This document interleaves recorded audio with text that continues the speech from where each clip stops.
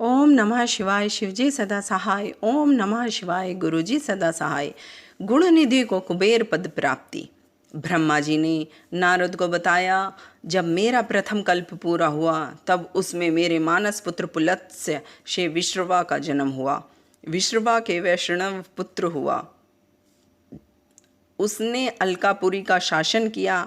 उसने उग्र तप करके शिवजी की आराधना की। उस समय धवाहन कल्प शुरू हो चुका था। वैष्णव के तप से प्रसन्न होकर शंकर जी ने उससे वर मांगने के लिए कहा।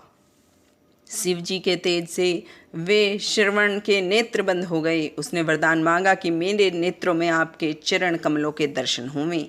हे मुनियों, यह वही यज्ञदत्त का पुत्र गुण निधि ही था जो शिव जी की सेवा करके अलकापुरी का राजा बना था। परंतु यहाँ शिव जी के साथ पार्वती को देखकर इसने क्रूर दृष्टि की। इससे उसका बायां नेत्र फूट गया। शिव जी ने पार्वती से कहा, यह तुम्हारा पुत्र है, अब यह तुम्हें क्रूर दृष्टि से कभी नहीं देखेगा।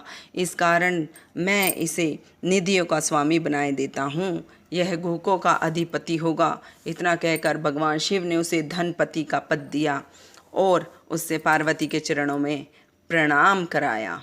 पार्वती ने प्रसन्न होकर उसे वरदान दिया कि हे पुत्र, तुम्हारी शिवजी में निर्मल भक्ति बनी रहे।